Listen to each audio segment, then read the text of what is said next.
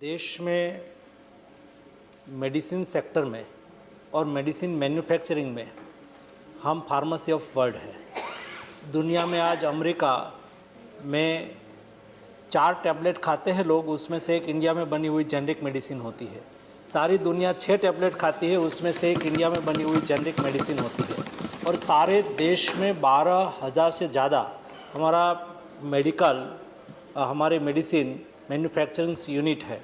और देश में हमने कोविड क्राइसिस के दरमियान देखा, देश की रिक्वायरमेंट के अनुसार हमें मेडिसिन उपलब्ध कराना, नहीं केवल भारत में हमारी रिक्वायरमेंट तो हमने पूरी की, लेकिन 150 देशों को इंडिया ने जब फर्स्ट वेव और सेकंड वेव चल रहा था तब मेडिसिन उपलब्ध भी कराई।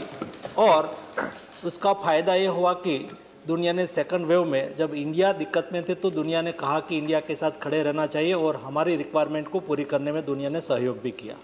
और देश में हम फार्मा सेक्टर में लीड कर रहे हैं, लेकिन मेडिकल डिवाइस सेक्टर में हमें बहुत कुछ करना था। वर्तमान समय में देश में मिडिल क्लास बढ़ रहा है।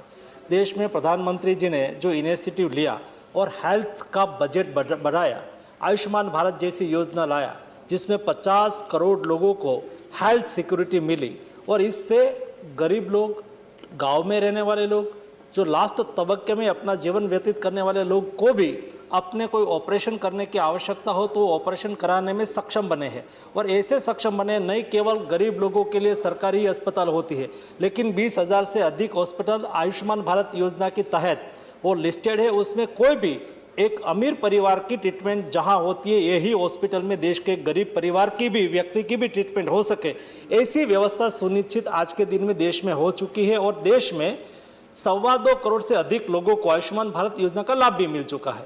और इसलिए मेडिकल डिवाइस की डिमांड डे टू डे बढ़ रही है। वर्तमान समय में हमारे यहाँ मेडिकल डिवाइस की हमारी रिक्वायरमेंट है, हमारा मार्केट है वो 10 से 12 मिलियन डॉलर का है, लेकिन अगले 5 साल में वो 50 मिलियन डॉलर का होने की संभावना है, क्योंकि यहाँ भारत सरकार की योजना का लाभ मिल रहा है, मिडिल क्लास बढ़ रहा है, उसकी सुविधा हेल्थ केयर एक्सेस हो रहा है, हेल्थ वेलनेस सेंटर बन रहा है। उसका लाभ लेके भविष्य में हमारे यहाँ मेडिकल डिवाइस की हमारी रिक्वायरमेंट देश में ही कैसे पूरी हो, इसलिए आयुष्मान हमारे आत्मनिर्भर भारत योजना के तहत देश में हमारे मेडिकल डिवाइस मैन्युफैक्चरिंग को बढ़ावा देने के लिए हमने एफडीआई को भी अलाउ किया है। एफडीआई के तहत कई कंपनी ने इंटरेस्ट लिया है। देश में स्टार्टअप स्टैंडअप योजना का लाभ भी देश में हमारे न्यू एंटरप्रेन्योर्स लेने लगे हैं।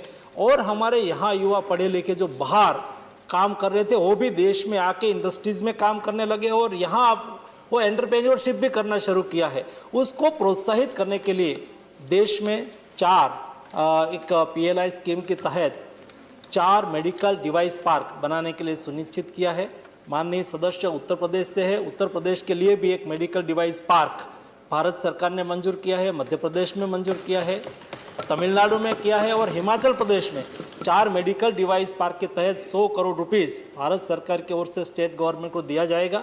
जैसे मेडिकल डिवाइस पार्क में जो common facility, common requirement, common testing facility उसमें प्रोवाइड हो सके, उपलब्ध हो सके, इस तरह से मेडिकल डिवाइस इंडस्ट्रीज को प्रोत्साहित करने के लिए इनिशिएटिव भारत सरकार की ओर से लिया गया। डिवाइस इंडस्ट्रीज को कॉम्पिटिटिव करना, तो सारी दुनिया में क्या प्रैक्टिस है, ये प्रैक्टिस का हमने डिटेल स्टडी किया। और सारी दुनिया में एक प्रैक्टिस रही है कि जब कोई भी इंडस्ट्रीज़ को डेवलप करना है तो एक इंडस्ट्रीज़ अपने यहाँ को रिसर्च यूनिट नहीं स्थापित कर सकता है, या तो मिनिमम उसकी रिक्वायरमेंट है, फैसिलिटी है, टेस्टिंग फैसिलिटी है, स्वयं करे तो बहुत खर्च हो जाता है। लेकिन सारा पार्क के लिए एक ही फैसिलिटी हो और उसका लाभ सभी को हो तो सस्ता भी हो जाता है, उसकी प्रोडक्शन कॉस्ट ऑटोमेटिक डाउन हो जाती है, वो सर्वाइव कर जाता है। ये सारी स्टडी हमने बहुत डिटेल की है। और दुनिया में हम कॉम्पिटिशन में कैसे टके, मेडिकल से हम मेडिसिन में भी, API सेक्टर में भी 53 ऐसे API थे जो हम दुनिया पर डिपेंड करते थे।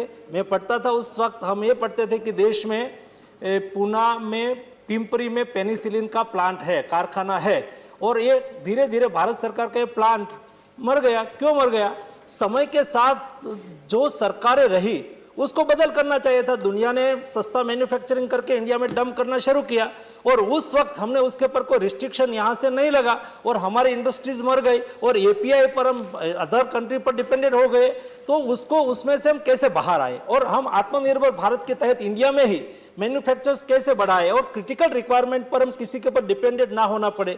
इसलिए हमने पीएलआई स्कीम 1 और पीएलआई स्कीम 2 लाया। 30,000 करोड़ रुपीस की पीएलआई स्कीम और मेडिकल डिवाइस पार्क वगैरह के माध्यम से देश हेल्थ सेक्टर में आगे बढ़ रहा है क्वेश्चन और हम और ओवर self माननीय sustain की मंत्री दिशा जी में जा रहे हैं।